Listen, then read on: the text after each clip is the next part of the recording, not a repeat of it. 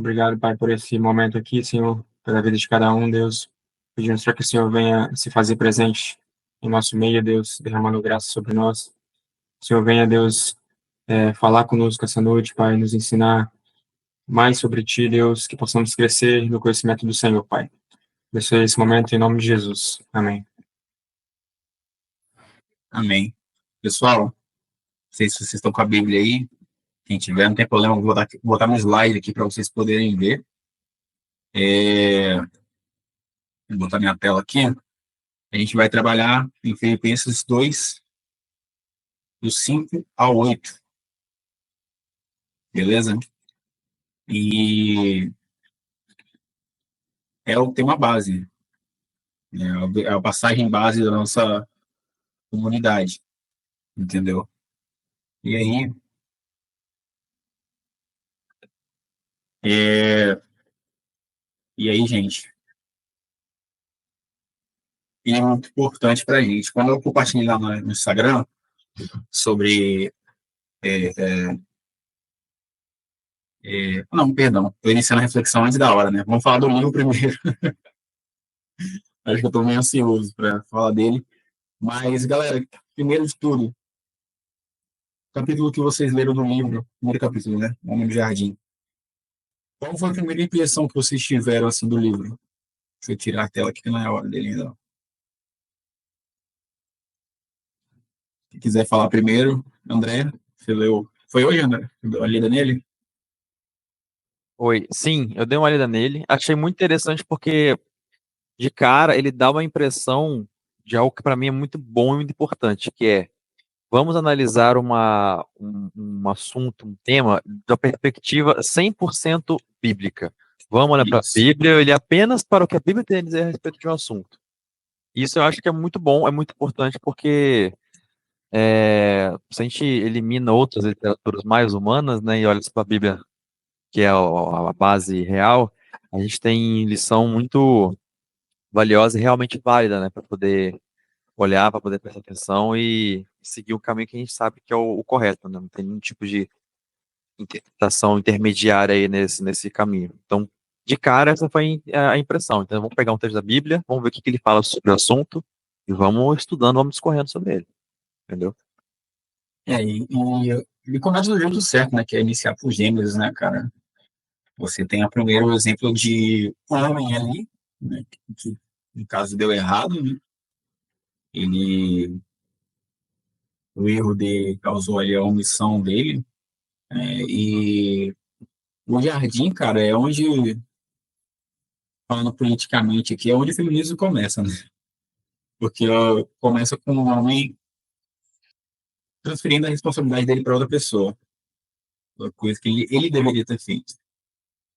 Você é a mulher que tu me destes. Ele transmite a responsabilidade dele para Deus e para a mulher. Ele não assume a culpa pelo que ele fez, né? E aí, Isaac, o que você tem a dizer nesse primeiro capítulo aqui? Mano, eu gostei pra caramba, né? Esse ponto aí que o irmão falou, da questão de trazer a perspectiva bíblica, né? E só algo que me chamou mais atenção, assim, é sobre ele já trazer já de início a questão do relacionamento, né?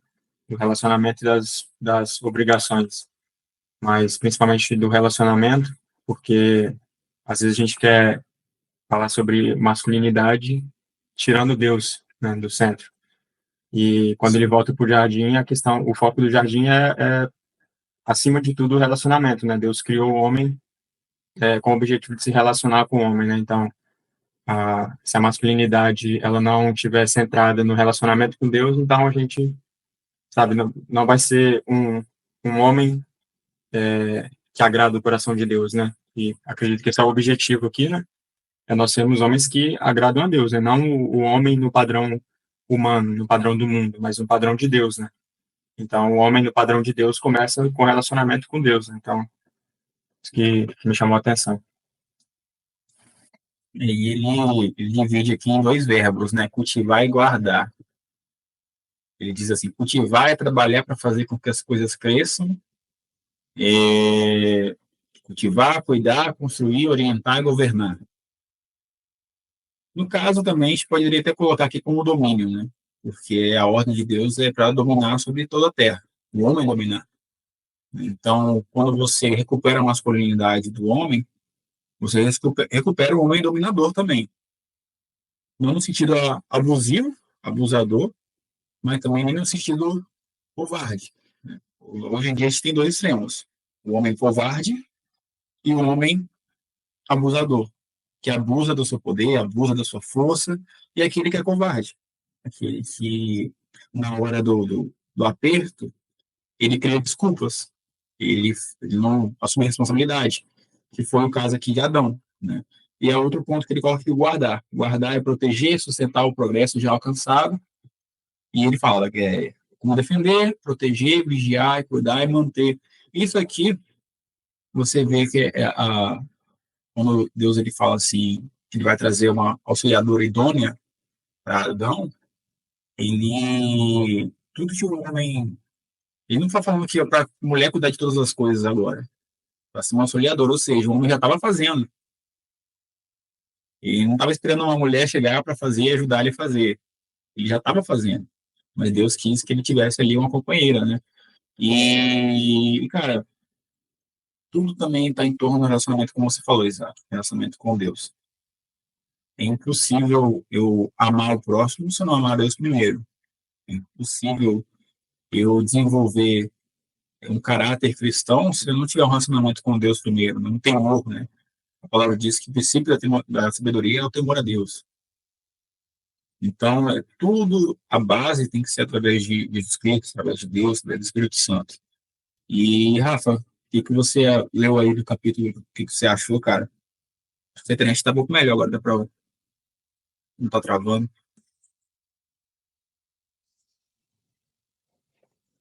Então, pessoal, eu realmente estava no quarto ali, aí o aparelho da TV fica aqui na sala da internet. Aí, como é meio grande o AP, estava lá no quarto, deitado, aí eu tive que vir cá para a sala. Mas então, gente, eu particularmente eu não ia nem participar da live, justamente por eu nem ter lido, né? E não é por falta de compromisso com vocês ou por falta de interesse, realmente Deus sabe, cara, falta de tempo mesmo. Eu troquei lá do serviço lá, né, como eu tinha te falado, Lucas. Eu tô essa aqui é a terceira semana pegando serviço de 6 a 6, já tem 6 sábados com esse sábado passado que eu tô trabalhando direto, horário normal. Então, doideira, cara. Aí a vida assim já tava corrida, aí tá programando o casamento para o civil, aí veio o pessoal da igreja, nós se movimentando para que a gente viesse a ter uma cerimônia lá na igreja. Então, tipo, cara, é sinistro, velho, sinistro. Então, eu tô numa correria, uma correria, assim, inexplicável. Mas cheguei, aí fui fazer janta, aí fui tirar marmita, fui arrumar coisinha. Aí, quando eu encostei lá, me entrosou, entrei na live. Mas, enfim, peço desculpa para vocês aí por não ter lido o livro, mas eu entrei na live aí justamente para mim compartilhar, né? Você pudesse compartilhar comigo um pouco aí, depois eu vou me esforçar aqui para ler. Então, primeiro pedido de oração da noite pelo Rafael, para se converter, para casar logo, para a auxiliadora idônea chegar lá para poder conseguir participar das lives e direito e ler o livro. Cara, ele deixa aqui algumas perguntas, né, no final do capítulo para reflexão. A primeira é: qual a diferença entre encontrar sua identidade masculina na Bíblia e encontrá-la em uma vida de aventuras egoístas? Isso aqui é interessante, né, porque as coisas podem até se misturar. Como a gente consegue ver aí por lá fora, cara, e não muito distante da gente, é as pessoas fazendo do ministério algo delas, fazendo um ministério que Deus colocou para elas, ou elas dizem que Deus deu para elas, fazer algo pessoal. Cara, o ministério, em nenhum momento, ele vai ser algo sobre nós. O ministério é serviço. Então, sempre sobre o próximo, é sempre sobre Deus. E até essas aventuras egoístas podem se encontrar dentro da igreja, cara. Eu orando a Deus aqui, falei: Deus, Eu não quero que esse movimento que a gente está fazendo, essa comunidade, seja algo sobre mim. Nunca foi, porque partimos de uma necessidade que eu vi, não só na minha vida, mas na vida geral da comunidade, da igreja em si. Quantos homens não estão assumindo posição na igreja, no trabalho, enfim, qualquer outro lugar, mas principalmente na igreja. A igreja tem que ser o padrão de exemplo, cara. Se nós somos a luz do mundo e a luz do mundo não está fazendo efeito nenhum, qual é a nossa função? Como Jesus fala, se o sal perde o seu sabor, para que ele serve? Ele perde, né, a sua função de dar sabor, no caso. Né? O que ele vai servir? Só para jogar fora.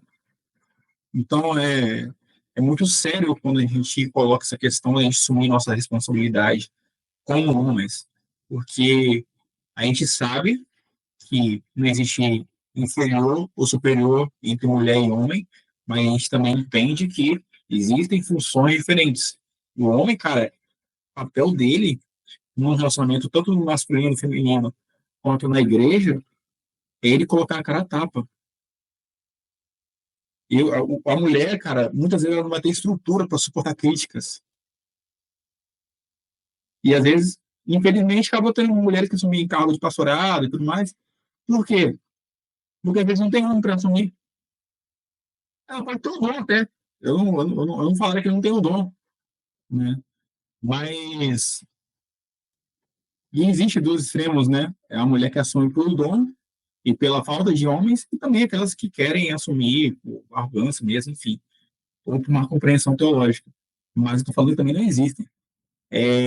Existem casos e casos, eu não posso eliminar, né? Tudo colocado tudo numa mesma prateleira e falar é tudo farinha no mesmo saco e é isso e acabou.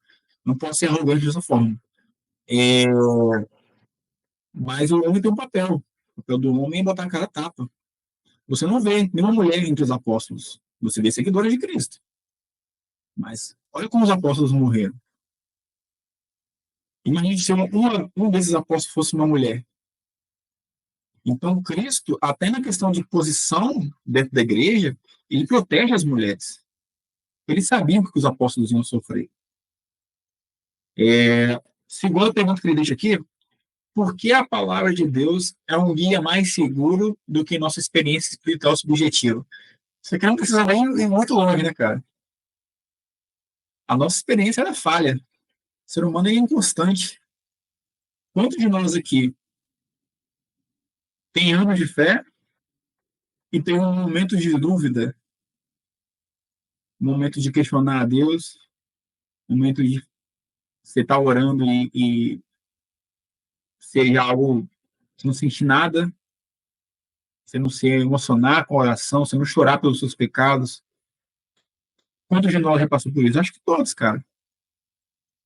Inconstâncias. Então, a palavra de Deus é muito mais confiante nesse sentido. Eu não posso me respaldar pela minha vida. Eu sou falho. Se Paulo respaldasse pela vida dele, cara, Paulo perseguiu os cristãos, cara. Provavelmente presenciou cristãos morrendo na frente dele antes de dar com sua conversão. E ele foi chamado para ser apóstolo. Olha como Deus foi misericordioso e gracioso, né? A ponto dele agora ele morrer por causa do nome de Cristo. E aí, ele traz outra pergunta aqui. Gênesis 2 diz que a identidade de um homem inclui o senhorio de serviço em nome de Deus. Quais são as responsabilidades? Quais responsabilidades Deus deu a você e que autoridade ele colocou em suas mãos? Eu acho que isso até um pouco na questão que a gente fala sobre domínio, né?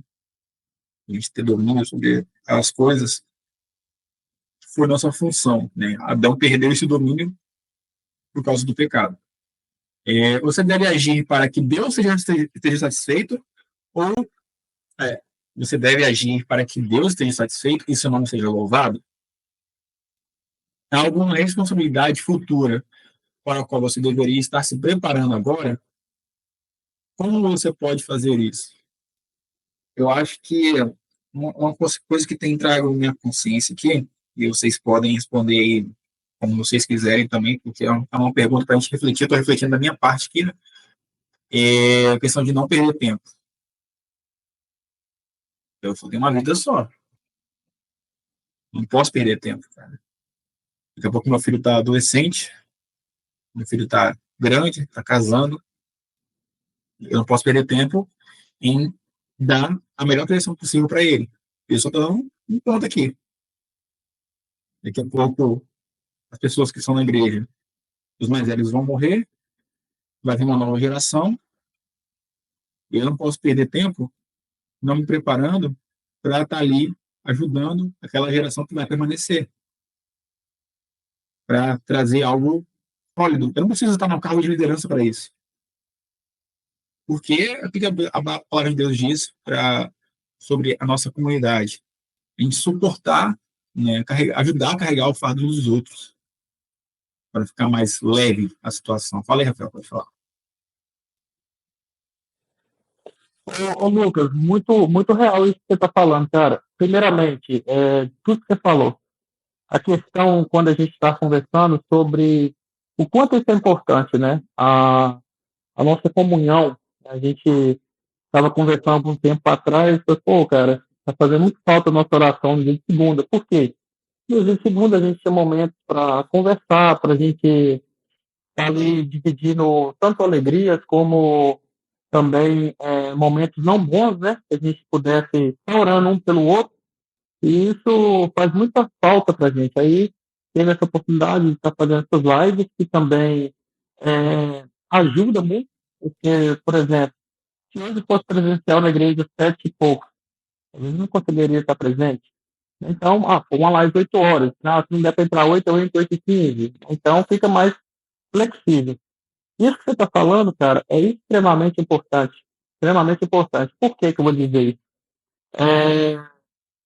Eu acho extremamente fantástico. Eu vou citar o exemplo, não vou citar o nome também, porque é um exemplo bom. Então não vai ser falta de ética. A questão da Letícia. A Letícia começou esse movimento em fazer uma cerimônia de casamento para a gente. Né? Então ela tomou essa iniciativa. E por que ela tomou essa iniciativa? Quem vê esse casal hoje na igreja pensa assim, pô, são pessoal herdeiros, né? São de famílias, quem não conhece, né? Que eu estou dizendo, são de famílias assim boas e tal. E ela contando pra gente a experiência, cara, eles passaram muita dificuldade. Quando eles iniciaram o relacionamento, quando eles foram casar, falou que não tinha quase nada. Um colchão no chão para dormir. Então a igreja se movimentou para que pudesse fazer algo por eles, na qual isso foi muito edificante para eles na época, e Deus está abençoando com o passar do tempo e tal. O Marcelo hoje é o coordenador geral da UVV. Então são pessoas de família boa, né? O Matheus, ele faz uma faculdade de medicina.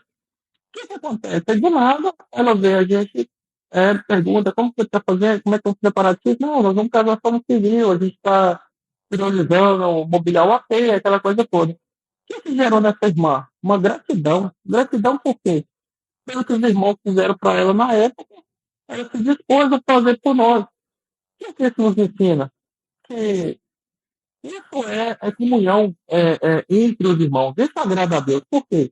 Hoje ela está fazendo isso para a gente porque alguém fez por ela.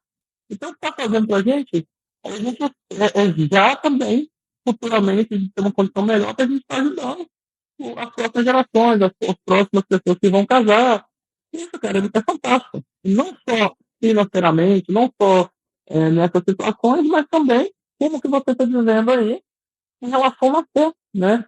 A gente está mais maduro na fé, está mais ter tomado mais pancada da vida, e a gente ter experiência para contribuir com essa geração que está chegando. Então, cara, realmente isso é muito importante. Cara, isso é fantástico, porque é um efeito dominó. Por causa que ela teve uma ajuda anteriormente, e as pessoas se comoveram com a situação e ajudaram. Agora ela pode ajudar outras pessoas. É um efeito dominó, cara, porque Salmos 42:7 fala assim que o abismo chama outro abismo. Se eu planto o mal na vida de alguém, cara, isso tem uma reação em cadeia muito grande. Se Deus não tiver misericórdia, se o dano não for impedido pela misericórdia de Deus, aquela pessoa que sofreu o dano, se ela não tiver um chão, uma base, tem 3 coisas que podem acontecer. Ela pode ser alguém madura e tomar aquele dano e saber reverter em algo bom. Se um José, né, foi traído pelos irmãos e, no fim, serviu ali de ponte para livrar o povo da fome e da seca. Segundo ponto, ela pode se abater e se deixar levar pela situação e realmente for ferida, se afastar, enfim. E o terceiro ponto, que é o pior dos casos, é ela usar a ferida que foi feita nela para ferir outras pessoas. Que é, no caso, é uma pessoa maldosa. Né? Porque em vez de ela pedir ajuda, ou em vez de ela apenas sofrer a situação ruim, ela vai usar daquilo para fazer outras maldades. Então, sempre vai ser uma reação em cadeia. Cara. Se não for misericórdia de Deus na vida da gente para segurar a gente de fazer o mal, mudar nosso coração, vai ser uma reação em cadeia. Então, aquilo que eu faço de bem também vai ser uma reação em cadeia. Vai ser uma reação, enfim, não é questão de ser karma, porque a gente sabe que muitas pessoas vão fazer maldades a vida toda e, no fim, elas não vão acontecer nada de ruim com elas. Mas Deus é justo. A Bíblia fala que o sangue de Abel está clamando até hoje. Então, Deus é justo. Ele vai operar justiça. Não quer dizer que ele não possa até salvar essa pessoa que cometeu injustiças, né? E no fim da vida dela e tudo mais, Deus é rico em misericórdia. Como ele acontece em Nínive, né? O povo não sabia distinguir a mão direita da mão esquerda, ele tem misericórdia. Mas, ao mesmo tempo, ele é justo. Como aconteceu ali na situação de Ananias e Safira. A gente fala muito sobre o tempo de graça, o tempo de... Estamos debaixo agora do período da graça, só que a santidade de Deus continua a mesma. A santidade de Deus não mudou do Antigo Testamento para o Novo. Então, ali no momento que eles apresentaram algo a Deus, mentira ao Espírito Santo, eles foram fulminados. Lembrando ali um pouco a história de Nadab e Abiú, né, do fogo estranho que eles apresentaram ali diante do Senhor. E ali foi em questão eles estavam bêbados também, tudo mais. Tem toda uma história, né? Mas é um arquétipo, né? Um protótipo ali que se repete na palavra de Deus. E aí, gente, falta uma pergunta, deixa eu ver aqui. Faltou 2 perguntas que ele faz aqui. Por que Deus quer que nossa identidade masculina seja forjada no jardim e não na natureza selvagem? Por que é importante que os homens encontrem seu chamado nos relacionamentos dados por Deus? Para mim é claro em relação a isso. Se eu moldo a minha identidade numa natureza selvagem, aí, como ele diz ali na descrição do livro lá, que ele fala, ele cita outro livro, né, Coração Selvagem, que ele estava fazendo uma teologia ali sobre a questão da masculinidade. O jardim é um relacionamento com Deus. A minha masculinidade tem que ser forjada pelo relacionamento com Deus. Eu amo o que ele ama, eu abomino o que ele abomina, eu acolho aquele que está arrependido, eu confronto aquele que está sendo um canalha, vamos dizer assim, perante a igreja do Senhor, ou uma pessoa que está usurpando, né, tentando usurpar a glória de Deus, ou então tentando ser injusto dentro do meio da igreja ou em qualquer outra área da vida. Então, se eu forjo a minha natureza no jardim, no relacionamento com Deus, cara, eu vou ser mais semelhante com ele. E aí, a segunda pergunta que ele faz para encerrar, né? Por que é importante que os homens encontrem o chamado relacionamento dado por Deus? Para isso. Sinceramente, para isso. Porque se não for baseado em Deus, baseado na palavra de Deus, é ruína. Né? É ruína. E é engraçado porque Jesus fala assim que os filhos da ira, né? Os filhos da ira, eles são mais prudentes do que os santos, né? Do que os filhos da luz. Porque eles vivem de acordo, né, com certos preceitos, com certas sabedorias, e são mais prudentes nas áreas que eles habitam. Né? Mas Jesus veio para nós, né, que somos os doentes da situação, né? Não veio para aqueles que se acham justos. Né? E um dia nós somos também os filhos da ira, como Paulo fala lá em Efésios. Nós éramos filhos da ira. Nós andávamos segundo o príncipe deste século.